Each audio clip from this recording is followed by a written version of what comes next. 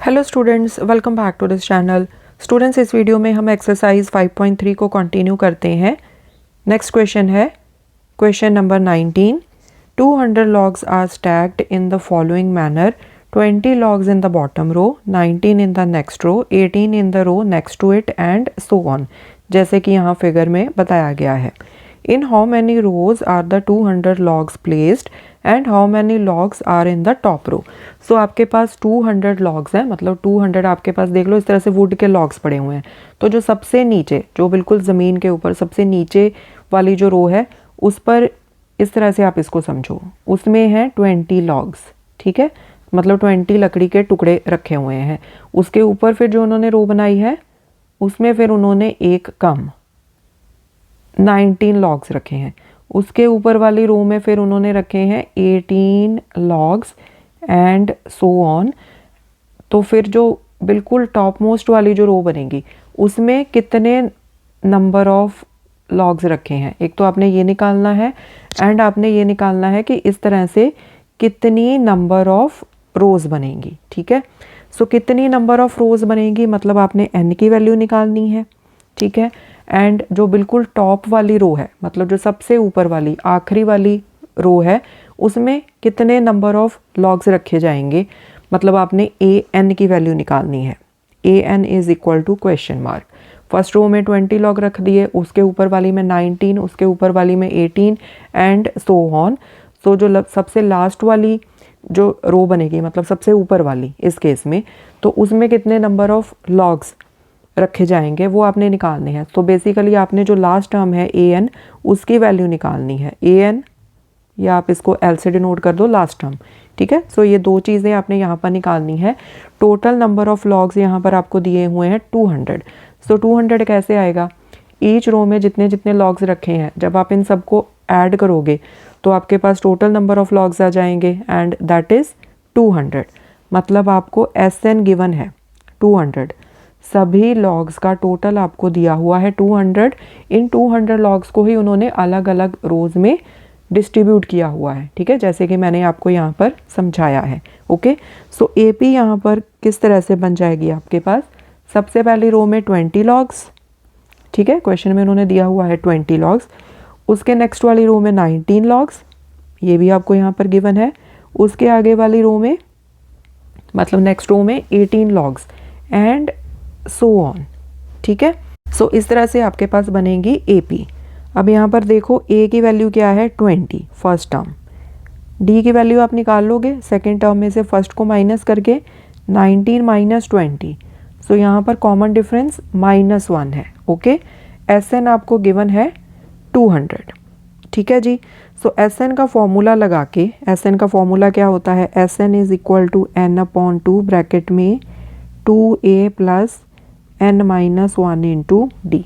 ठीक है, सो इस फॉर्मूला का यूज़ करके हम यहाँ से n की वैल्यू निकाल सकते हैं।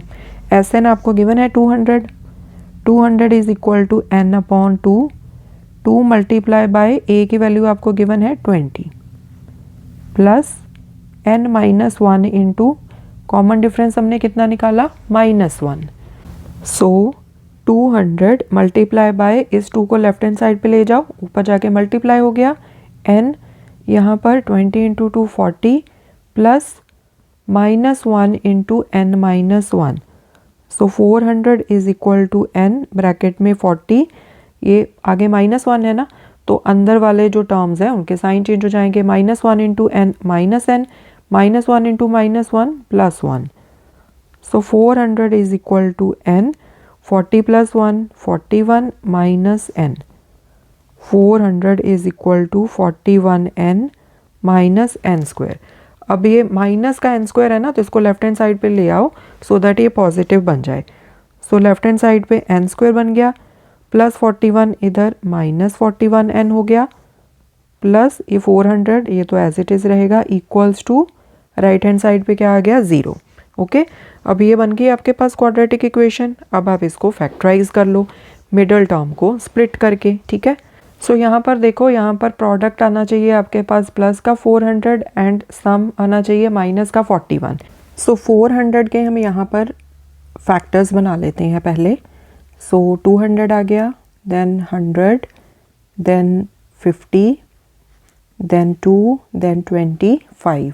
ठीक है, 25 को फर्दर कर लो, 5 5 ज़ा 25। ओके, सो फैक्टर्स क्या बन गए 400 के? 400 के फैक्टर्स बन गए 2 into 2 into 2 into 2 into 5 into 5। Okay, अब यहाँ पर देखो, यहाँ से हम कौन कौन से दो नंबर्स ले सकते हैं?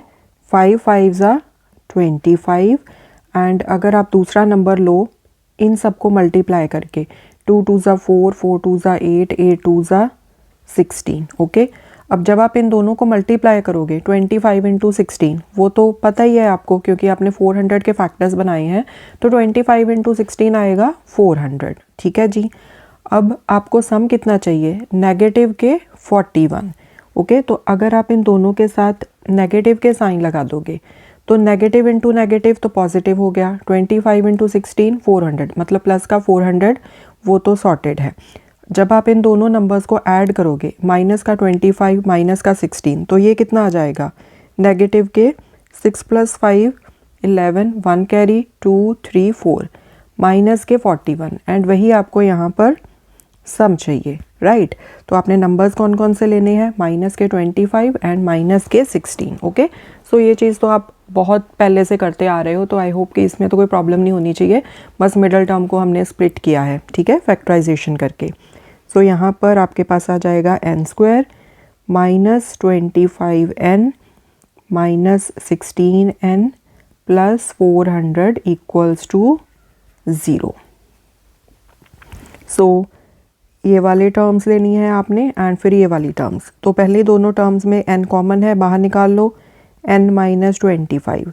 यहाँ से नेगेटिव का साइन कॉमन निकाल लो, ठीक है, एंड साथ में जो 16 है उसको कॉमन निकाल लो। तो यहाँ से बचेगा n, नेगेटिव का साइन आपने कॉमन निकाल लिया तो ये प्लस का जो साइन है वो नेगेटिव का हो जाएगा। ओके, एंड यहाँ पर बच जाएंगे 25 इक्वल्स टू 0। ओके, सो आपने मेक श्योर क्या करना होता है कि ये वाली ब्रैकेट एंड ये वाली ब्रैकेट ये दोनों सेम आए।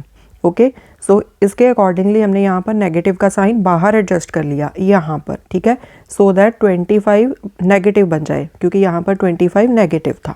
ठीक है जी, क्लियर?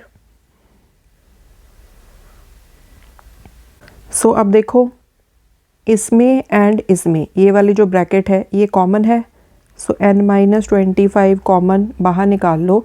सो यहाँ से बच गया n एंड यहाँ से क्या बचेगा? Minus 16 equals to 0। अब इन दोनों फैक्टर्स को आप अलग अलग से 0 के इक्वेट कर दो। n minus 25 equals to 0, n minus 16 equal to 0। So n is equal to 16 आ गया, यहाँ से n इज इक्वल टू 25 आ गया। ओके, सो आपके पास यहाँ पर n की दो वैल्यूज़ आ गई। n क्या था? नंबर ऑफ रोज़ की कितनी नंबर ऑफ रोज़ में 200 लॉग्स को एडजस्ट किया गया है, right?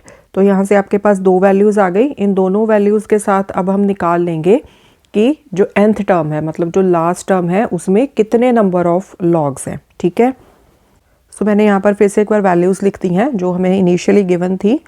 a is equal to 20 था, कॉमन डिफरेंस हमने निकाला था -1, SN मतलब टोटल नंबर ऑफ लॉग्स वो हमें दिए हुए थे 200। Okay, so for n is equal to 25, अगर n की वैल्यू हम 25 लें कि नंबर ऑफ रोज़, n क्या है? Number of rows. सो अगर तो नंबर ऑफ रोज़ 25 हैं तो हम देख लेते हैं कि an की वैल्यू क्या आएगी। मतलब an यहाँ पर क्या है? A25। ओके, इसका मतलब क्या है कि जो टॉप मोस्ट रो है उसमें कितने नंबर ऑफ लॉग्स हैं। ठीक है, तो an का फॉर्मूला क्या होता है? a plus n minus 1 into D, right? So यहाँ पर n की वैल्यू आपने क्या लेनी है? n की वैल्यू है 25। ठीक है, सो मैं फिर से यहाँ पर लिख देती हूँ properly. So A25 is equal to a plus 25 minus 1 into D. Okay, so A25 की हम वैल्यू निकाल लेंगे। a की वैल्यू है 20 प्लस 25 माइनस 1 24, डी की वैल्यू है -1। ठीक है, ये हमने ऊपर निकाली हुई है। सो A25 की वैल्यू आ गई 20, यहाँ पर प्लस का 24 मल्टीप्लाई हो रहा है -1 के साथ, तो ये आ जाएगा माइनस के 24। सो A25 इज इक्वल टू -4। अब इसका मतलब क्या है कि जो सबसे ऊपर वाली जो टॉप मोस्ट वाली रो है उसमें -4 लॉग्स हैं, इसका तो कोई मतलब नहीं बनता, राइट? क्योंकि अगर आपने नंबर ऑफ लॉग्स निकालने हैं तो इसकी कोई पॉजिटिव वैल्यू चाहिए ना, कि जैसे 1 लॉग है, 2 लॉग हैं, 3 लॉग हैं। -4 का तो कोई मतलब नहीं है। सो यहाँ पर हम लिख देंगे नॉट पॉसिबल। सो ये सोल्यूशन तो पॉसिबल है ही नहीं, ठीक है। इसलिए जो n = 25 आया है that is a wrong solution. इस सोल्यूशन को हमने नहीं लेना, ठीक है, इसको एलिमिनेट कर देना है। अब दूसरी चीज़ क्या थी, नेक्स्ट हमारे पास वैल्यू आई थी n = 16। अब इसको पुट करके देखते हैं, फॉर n = 16। सो इसका मतलब क्या है कि नंबर ऑफ रोज़ कितनी है, 16। तो इसके लिए हम सिंप्लीफाई कर लेते हैं, an मतलब यहाँ पर a16 है, ओके। सो a16 = फॉर्मूला तो वही लगेगा, a + n - 1 × d का। So a + 16 - 1 × d। So next row में हम पूरी वैल्यूज़ पुट कर देते हैं, 20 + 15 आ गया इंटू -1। सो 20, 15 × -1 माइनस के 15 आ गया। सो a16 की वैल्यू आ गई 5। अब इस चीज़ का तो कोई मतलब बनता है कि जो टॉप मोस्ट रो है उसमें कितने लॉग्स हैं, 5 लॉग्स हैं, ओके। सो इसलिए ये वाला सोल्यूशन करेक्ट है, ये हमने लेना है। सो वैल्यूज़ क्या आ जाएंगी, n मतलब number of rows. So number of rows आएंगी 16 and number of logs in the top row is equal to 5, okay. So ये आ गया आपका आंसर। आपने निकाल के दोनों ही सॉल्यूशंस दिखाने हैं, n = 25 के लिए -4, सो ये भी निकाल के दिखाना है एंड ये भी, ठीक है। क्योंकि जब आप उसको सॉल्व करोगे तभी आपको पता चलेगा कि ये वाला सोल्यूशन नॉट पॉसिबल है, क्योंकि नंबर ऑफ लॉग्स की वैल्यू नेगेटिव आ गई है, ओके जी। हो गया आपका क्वेश्चन नंबर 19।